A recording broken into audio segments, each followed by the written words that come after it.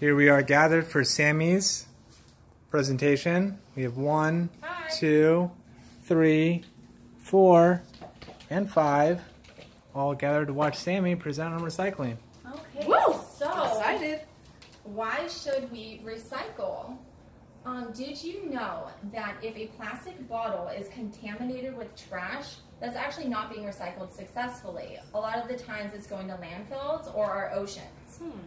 I'm qualified to discuss this topic because I have researched many organizations that have dedicated their lives to conserving our environment. I would like the audience to learn better ways to conserve our environment and recycle successfully. I will be discussing the benefits of recycling, plastic pollution, and how to reduce and reuse. So, when it comes to recycling, these are all of the advantages of recycling. It protects our environment, it creates green jobs, conserves natural resources, and many, many others. So, it takes approximately 10 bottles to make just this t-shirt, and that's by recycling it successfully. According to Recycling Guide, harmful chemicals and greenhouse gases are released from rubbish in landfill sites. Recycling helps to reduce the pollution caused by waste.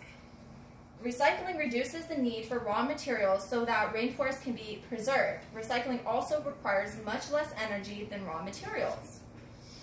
After looking at why it is important to recycle successfully, let's look at all the negative effects of plastic pollution. So this is a picture, and this is what happens when we don't recycle successfully, and this is plastic pollution. This is all trash and plastic, and the main item in our oceans is plastic. So, plastic pollution is very prevalent. The amount of trash is 90% plastic in our oceans. It is harmful to our aquatic population. According to Conserve Energy website made by Rinkesh Kukreha in 2009, who has dedicated her life to conservation, she stated around 1 million seabirds and 100,000 marine mammals are killed each year due to plastic ingestion. There are approximately 46,000 pieces of plastic per square mile in our ocean. Plastic does not degrade easily. Biodegradation is the process where substances break down by natural means. Plastic does not have the ability to do that.